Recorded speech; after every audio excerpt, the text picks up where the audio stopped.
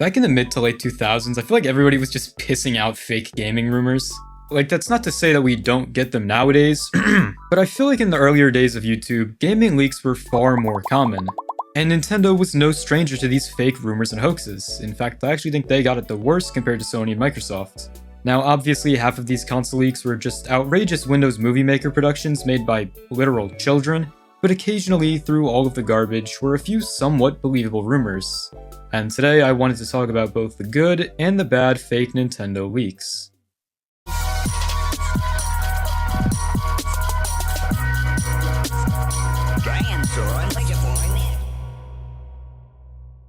The Wii phone is probably one of the most legendary fake Nintendo consoles ever, whose origins can be traced back to an old article on Gizmodo.com called Nintendo Wii Phone Rumor, published by Brian Lim on February 8, 2007.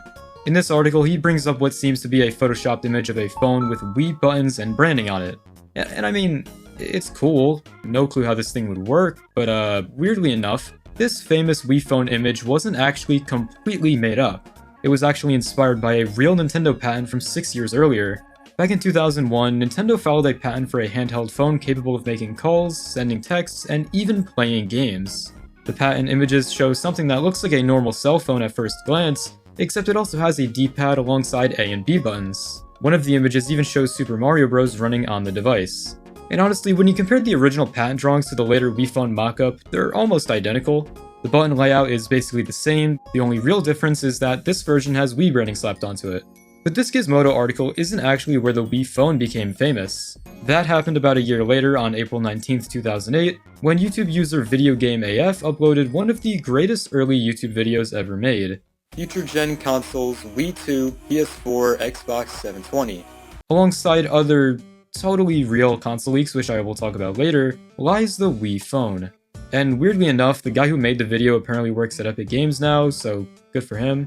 Anyways, back to the Wii phone. If we take a look at this image, we can see that the game running on its screen appears to be Super Mario World, which is kinda dumb considering this was the Wii phone, not the SNES phone.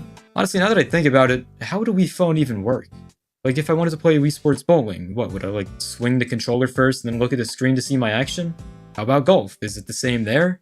If so, I guess it works, but it kinda takes away from the charm of seeing your actions on screen in real time. I feel like controlling any game that isn't like a 2D side-scroller with the Wii phone would just be abysmal. And if you knew anything about the Wii, you'd know it didn't do 2D side-scrollers. The Wii was home to thousands of waggle and wave your dick games, so playing any motion-controlled title with your Wii phone would probably be near impossible. But yeah, putting the logistics of it aside, it's a neat little concept.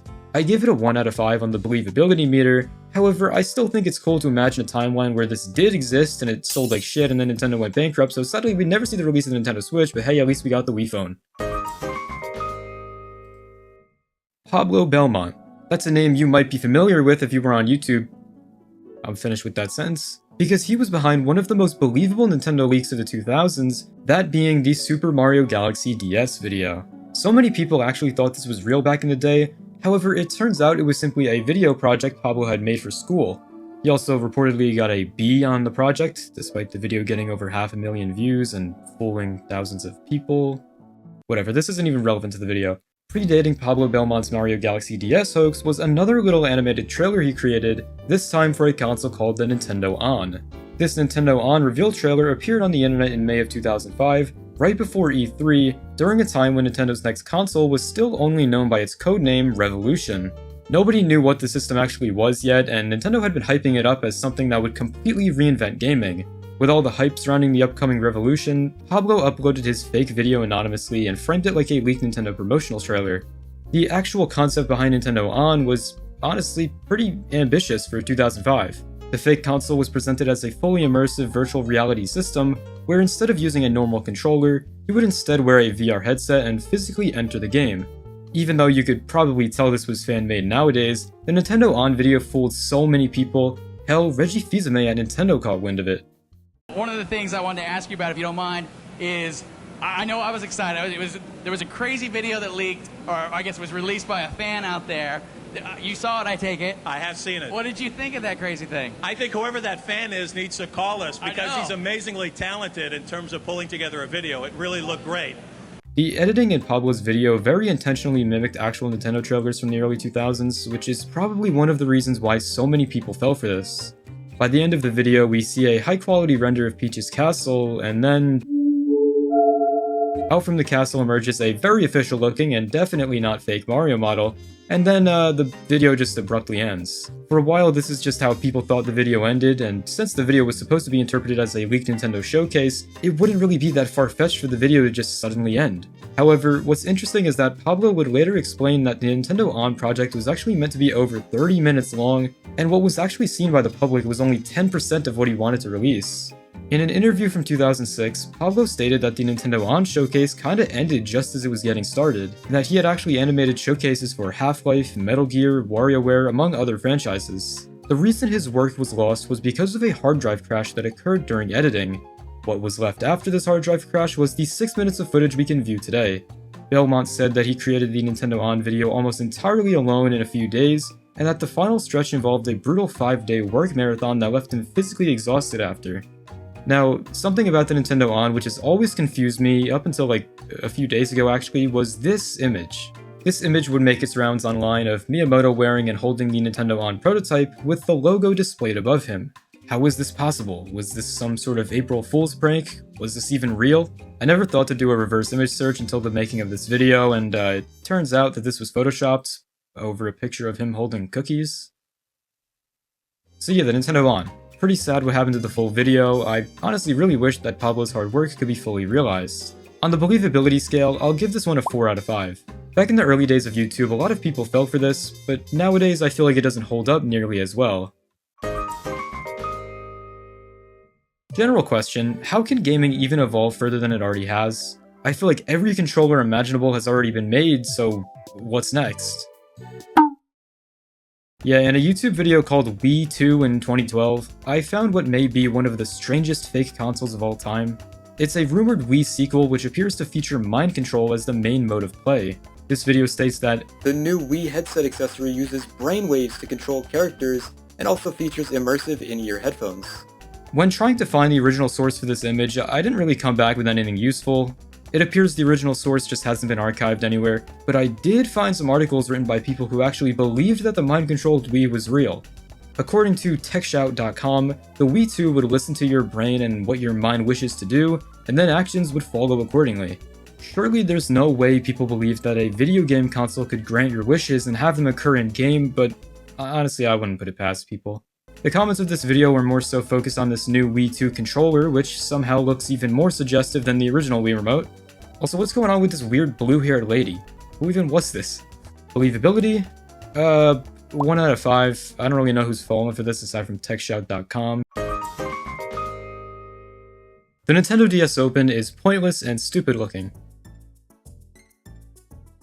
This fake console was popularized from the Future Gen Consoles video, where it is accompanied by the Nintendo DS Closed. The Nintendo DS Open just seems to be a regular DS, however the top screen looks very flimsy and thin and sort of just pops out the bottom screen rather than being its own little slab.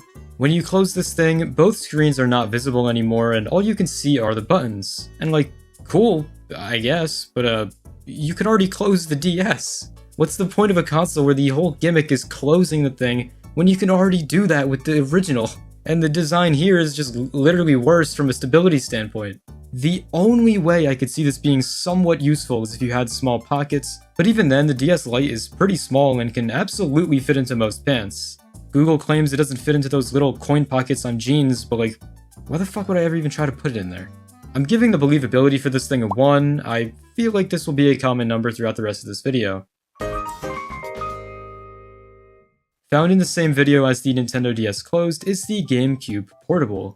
Now, I'm sure a lot of you have seen this image, like specifically this image. However, it turns out there is a second, much less popular image of the same fake console render, that being this one.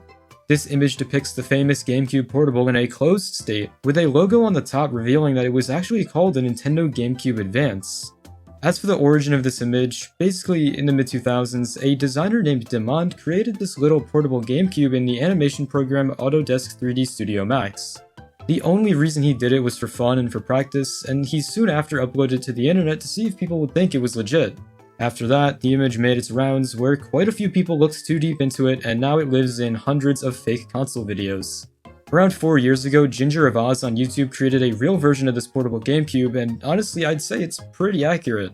He also got the chance to talk to Demae himself, where all of the information I just laid on you was discovered. Ginger's version of the GameCube portable was made using a Wii's motherboard, but they're practically the same thing, so it still holds up. He also took parts from other Nintendo systems and kind of Frankensteined this thing together, which is just really awesome.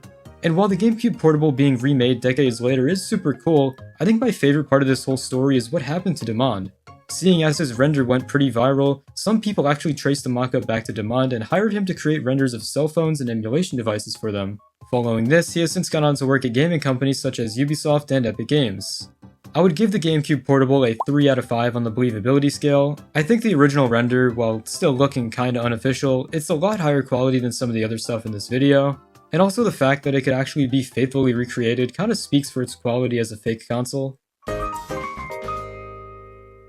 The Nintendo XDS is a fake console which hit the internet through a video called Nintendo XDS E3 2015. This video follows the whole pretty played out script of, oh, it looks like they snuck a phone into a private meeting kind of thing. It looks like the person who uploaded this was recording a big presentation screen where the XDS was shown off. From here we can learn about the main functionality of the system, that being that it let you play both 3DS and Wii U games on a handheld. The presentation claims larger screens than ever, a second thumbstick, 3D and HD recording, as well as emulation for GameCube and N64 titles. You could also cast your 3DS games to the TV screen, which is neat. What's most interesting about this XDS to me is the way that the top screen can be used. Just like the hideous Nintendo DS close, the top screen here looks extremely flimsy and thin, and if you didn't want to just close the console, you could do that. The screen turns around and then just sits on top of the bottom screen, which turns it into a Game Boy Micro. In this one screen mode, you can now play all of those virtual console titles from previous systems, and I don't know, it's like, does the screen really have to do all that? What this fake console had that most do not is a literal wiki page. The video game fan and wiki for this XDS tells us everything we need to know about this totally super real system. It was released in 2028 and discontinued in 2040. According to them, the XDS was greatly received during its release and was praised for its backwards compatibility with all 3DS and DS systems, as well as an extra slot for Switch games. The XDS was able to have up to 300 terabytes of storage, as well as having 24 hours of battery life. Its standout launch titles were Super Mario Bowser's Plan, Luigi's Mansion 4, Avast Sea, Animal Crossing Southern Country, what the fuck? And Super Smash Bros. Clash, which would go on to become the console's best-selling title. I don't know why the wiki page for this stupid fake console is so in-depth, but it just is. I mean, look how long the explanation of Luigi's made. The believability of the original leak video is probably like a 2, but whatever the hell's going on here is bringing it down a point. The Game Boy Omega is yet another console from the Future Gen Consoles video, this time being an updated successor to the Game Boy. This is the full image for this concept, and luckily here we actually know exactly who created this system. It was a graphic designer named Mahid Al-Mahdi, and through his archived blog site portfolio thing, we can learn more about the Game Boy Omega. Basically, this was a fake console that was created with the intention of simply being a concept, not something that was meant to be passed off as official. In fact, Mahid even states that he was giving Nintendo full permission to use this design without asking for any compensation. The main thing that set the Omega apart from the Game Boy Advance is this little detachable bit on the right side of the system. This was a place for you to insert little extra modules, as they were called, of which there were different ones made for different types of games. There was the basic module, used for all previous Game Boy and Game Boy Advance titles, as well as the new Omega games. There was the trackball module, which was meant to be used with puzzle and racing titles, the touchscreen module, which was meant to be used with strategy and RPG games, and lastly, the multimedia module, which looked to be similar to an iPod's control circle. It also featured an additional 4GB flash drive for MP3s, photos, and videos. Mahid stated on his website that he also wanted to create a phone camera module as well as a WarioWare module. Mahid also stated that the reason for the Omega name is because Omega is the 24th letter in the Greek alphabet, symbolizing the end or the finale of something. Essentially, the Game Boy Omega would be the final revision model for the Game Boy. While the concept of the Omega is actually really cool, there's absolutely some problems with this design. Firstly, the whole module thing, while different, of course, I feel like it's kind of a flawed system. For example, the touchscreen module is one which really confused me. This concept was created after the DS was already a thing, so why not just make the actual screen touch compatible? I feel like it's kind of silly to limit touch to a really tiny display when the entire thing could just be like that. Also, the different modules were sold separately, which is absolutely a Nintendo thing to do, but I don't know, I just think this whole module thing is a forced gimmick. I have to give props to Mahit for his effort on this thing at least. I had a great deal of fun just scrolling through his website and reading about his concepts and whatnot. It's really like a time capsule into this era of the internet, and it made me think like, wow, he was really updating this site regularly back in the day, and today it's just kind of forgotten. And now it's immortalized through some stupid YouTube video. If I had to rate the Game Boy Omega by believability, I'd give it like a 2. While it's a cool concept, the bottom of the image literally says it's unofficial. But if you saw the cropped version of just the system, I could probably see some people thinking it's real. Pierre Servo is a very competent business manager specializing in Asian markets. He is knowledgeable in business development, product management, sales and channel management, marketing, as well as the automotive industry, oil and gas industry, retail, electrical, aeronautics. I could keep going, but you're probably wondering why I'm even talking about this seemingly random dude. Well, that's because he created this, the Nintendo Smart Boy. That's also what the ladies call me. This was a concept for a Nintendo branded Android phone, and it has a design and color scheme comparable to that of the original NES.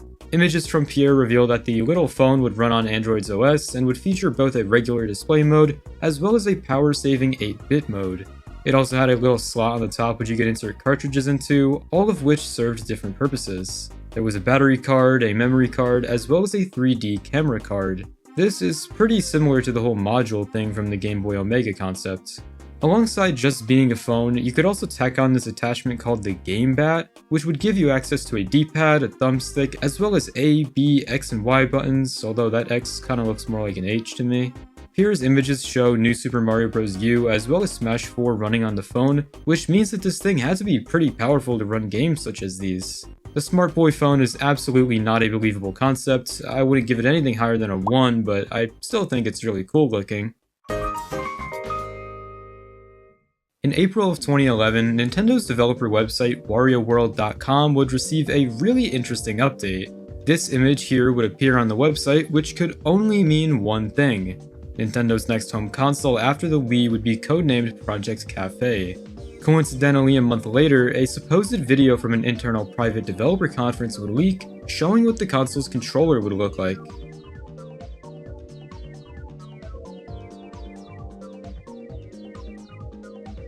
Nobody really knows where this footage actually comes from, however the controller shown off in this presentation kind of resembles what we would eventually get with the final product of the Wii U. Nintendo would eventually respond to this rumor, kind of. Their statement was pretty brief, simply being Nintendo does not comment on rumors or speculation. More blurry images would surface of a very similar looking controller, which would have a screen on it. It seems like everyone was set on the fact that the Wii 2 controller would have a screen attached to it in some capacity, and they would actually be right. On June 3rd, 2011, the Nikkei, a popular Japanese newspaper, posted a report concerning the Nintendo Wii 2 controller, confirming these touchscreen rumors about it. The release day of this information put us just 4 days away from Nintendo's 2011 E3 presentation, where they would finally reveal the Wii 2 that people had been talking about for years. Wii U. Yeah, so that's just, not what anybody expected. I feel like the Wii U, or the Project Cafe, had some of the strangest console leaks back before much was known about it.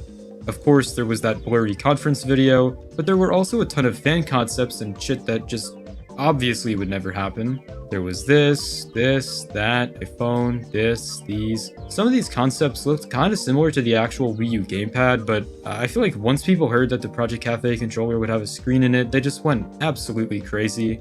It's hard to rate the believability of all of these fake consoles, however, I'd give the conference video a 2 and the rest get a 1 because who's really falling for this? Ali A? Dude.